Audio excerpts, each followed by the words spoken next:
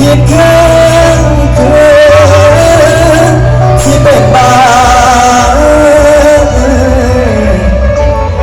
รอให้ผัวน้องป่าอ้ายนี่นาสิตายก่อนและทำเพนเอ่ยเป็นหนาวเป็นฮอนมาคือใครเป็นอยู่ไหนละนางเอ้ยนาง